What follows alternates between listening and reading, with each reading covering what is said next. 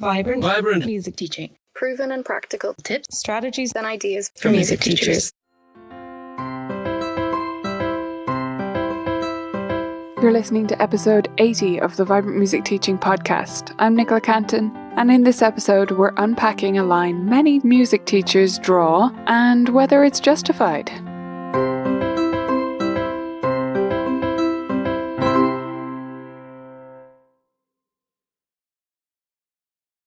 Hi beautiful teachers, welcome back to the Vibrant Music Teaching Podcast. Last week we looked at the idea of investigating everything, becoming more inquisitive this year and asking ourselves constantly, why? Why are we doing it this way? Why is that happening? Why is the student having this problem that they're having? Why, right? So, in the spirit of that investigation, this week I want to unpack a statement, and it's a statement I see around the place in one guise or another, and that's, I don't teach kids who don't practice. If you've ever said this, or if you've ever looked at someone saying it and exclaimed, or if you've ever wished you could say this, then I want to question all of those today. Some other guises that this may come under for me are those teachers who have a practice contract or practice policies. I'm all for business policies, absolutely, no makeups all the way. But I don't believe in practice policies, and I'm going to talk about why that is today. Many teachers do have this, and I do understand the motivation though. So this idea that you don't teach kids who don't practice, or that you have a minimum practice requirement, or that if students don't practice, you will fire them. You know, my brother is not a music teacher, he's not in this area at all, he's a doctor. And he was chatting to someone who was a piano teacher, and she told him that she worked for a school. He was retelling this story to me, that she worked for this school, and that he exclaimed that they wouldn't even let her get rid of the students who don't practice. And I kind of grimaced and said, I wouldn't want her to do that either. She needs to learn how to teach them to practice. But it's not that simple, and we're going to unpack that today. I will tell you right off the bat that I don't believe in this idea of firing students who don't practice. So, let's investigate it. Why do we come to this idea, and why do we need to rethink it, or do we need to rethink it? Well, the first half of this is about why your students aren't practicing, and whether you have fully done your part to help them do so. Now, I'm not going to accuse you or say that it's all your fault. That's absolutely not what I'm here to do. But maybe it is. And part of this spirit of investigation means that you ask these hard questions. Is it my fault? Did I do this? So let's make sure we have all those bases covered first. If you have a student in particular who's not practicing at the moment and it's frustrating to you, I get that it's frustrating. So first off, for me, the first step of creating great practice habits starts with the first meeting with a student and their parent. At this first meeting, you need to be very clear with the parent about practice expectations, and to a certain extent with the student about practice expectations depending on their age. The younger they are, the more you need to address this directly to the parent, although the student should still be there for the conversation because they need to know that this is part of the process, even if they're 4. But most of this, if they are just a preschooler, goes towards the parent, and as they get older, it does fall on them as well. Although maybe not as much as people think. Any student who is still in primary school, I believe most of the responsibility of practice happening, not the quality of practice, not what is happening, but just practice happening, full stop, does fall on the parent if they're, say, 12 and under. And even over that, they have a lot of support roles to take there as well. So the first step to making sure that you have done everything you can is that have you had that conversation with the parent and the student the first time you met about what practice is, what's involved, and the commitment that they need to make to it, whatever that is for you, whatever guidelines you want to give. The reason this is so important is because, yes, we need to establish these things right from the start. But for me, the big reason why this is crucial is that it's an equalizer. If you don't have this conversation, then you're giving a natural advantage to the parents who took music lessons themselves or who at least had friends who did. And that is still a class difference. Okay? So if you have a parent who wants music for their child, they never got the opportunity to have it, they never could have afforded to have a piano in their house, for example, they're not going to have had a bunch of friends, most likely, growing up, who did music. And so if they haven't had that, they don't have the basic grounding of practice happens roughly every day, it looks something like this. So that's why at this first initial interview or meeting, I think that it's vital that you explain to the parent what they need to do, what their involvement looks like in this process. So that's step one. If you've done that, then the question is, have you followed up afterwards? That's just as important, if not more so. You can't just have that first conversation and assume that it all sunk in, especially if this was brand new information to them. It's not all sunk in. It's not all completely embedded in them exactly what they should look like and what their role is and all of that stuff. So you need to follow up with them and provide support, at least for the first several months, to make sure that they get off to a good start with the practice routine, that they understand why they're doing it and what they're doing. This is easy to miss because actually the first few weeks at least, often students very easily do want to practice because there's that initial amazing excitement. And yes, we try to keep as much of that as we can, but we can't keep all of it. You can't keep that initial buzz going forever. And so if there is that initial buzz and the kiddo is just going to the piano, every stage of the day that they can find time, there's no issue with practice, progress seems fine from your end, but actually the parent isn't taking any active role in that at all, your information that you're sharing with them and your regular follow-ups will mean that when it does start to come to a place where they need to establish that routine and they need to take more of an active role because things are getting a little bit more challenging or the initial buzz is just worn off a little bit and they need to develop this habit, it means that you'll catch that if you follow up. So have you done the initial meeting? Have you followed up with them regularly? And the next stage is whether you've actually taught them how to practice. Have you been explicit? Have you, in the lessons, told your student, okay, this is how you're going to practice this. I think you should practice this week to solve this problem you're having. This particularly applies to students as they work through, right at a more like beginner, intermediate, and onwards level. Are you talking them through practice strategies, explaining how to practice, and then actually doing it in the lesson? And explicitly saying, this is how you should practice at home, we're going to do it now, and then afterwards asking them, well, what did we do there?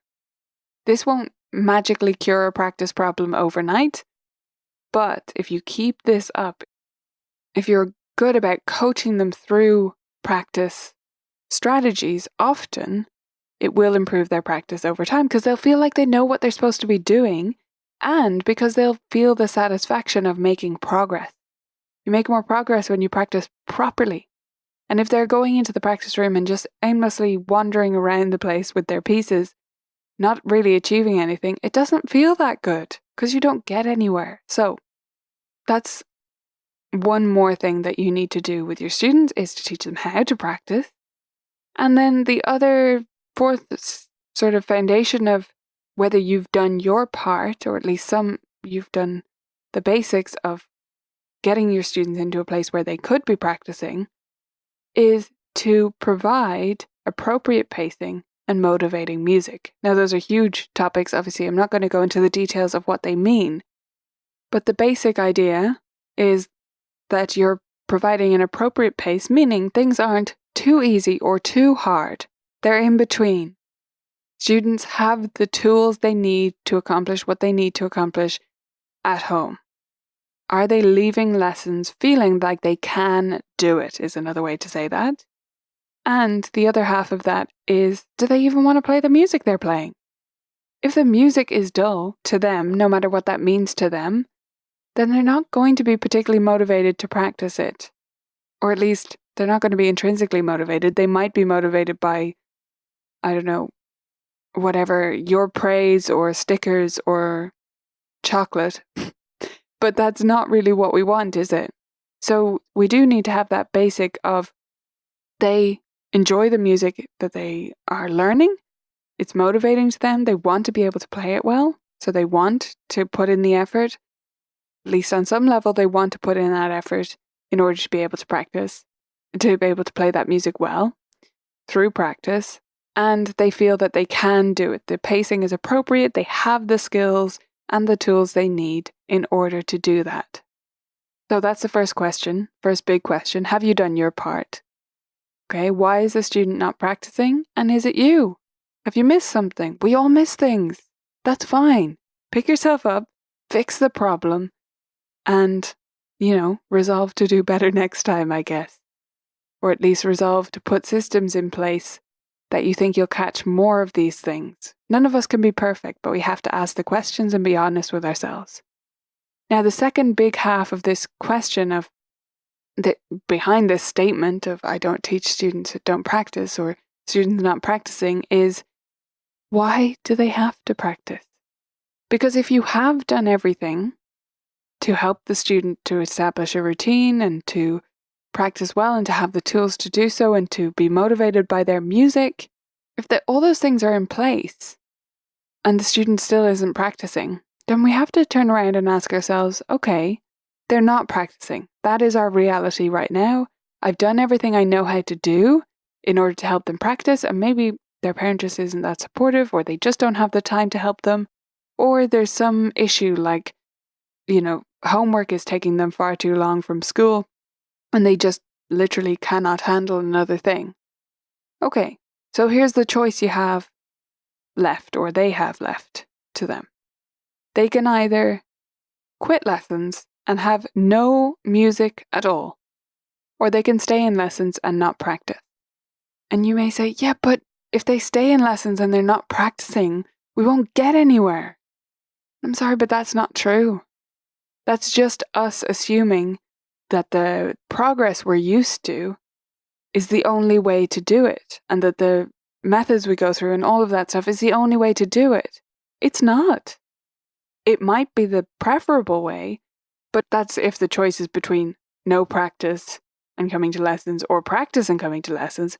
But if you've done everything you can to help the student to establish this practice routine and to practice regularly at home, and they just can't for whatever reason, or they just won't for whatever reason in this season, then the choice is between no music or music once a week, right? Which would you prefer this student to have? Which would be better for them? Surely it's better for them to be doing some music every week. And it's not true that nothing can be achieved.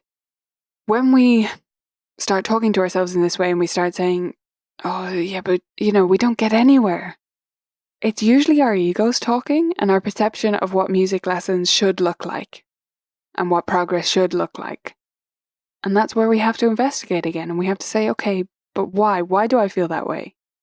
Why do I think nothing can be done? Because surely something can be done, even if it's once a week. Just might not be in the way that we expect. So, some examples of things you could do. You could do theory work in games. You can explore theory books with them and play games together to learn about music theory. They can learn an enormous amount about that in a weekly lesson. You can also do projects, especially if it's just, say a student is going through a particularly challenging academic year, or they just have a lot on right now and they're going to for the foreseeable future. Well, rather than them leaving your studio and quitting music, let's face it, almost always forever, then it's better to take on a fun project that can be completed week after week with your help at the lesson. So for example, a composing project is great to do with them, or you can do them creating something in GarageBand, or perhaps you could come up with a film soundtrack together. Yes, these things will take week after week after week. But when you don't have that expectation of practice and weekly progress and moving through repertoire, you can do this stuff. Maybe you could work out a piece by ear, ask them for a pop song they like, band they like, look it up, and slowly, piece by tiny little piece, work it out together by ear, no notation needed. Or you could just work on pieces.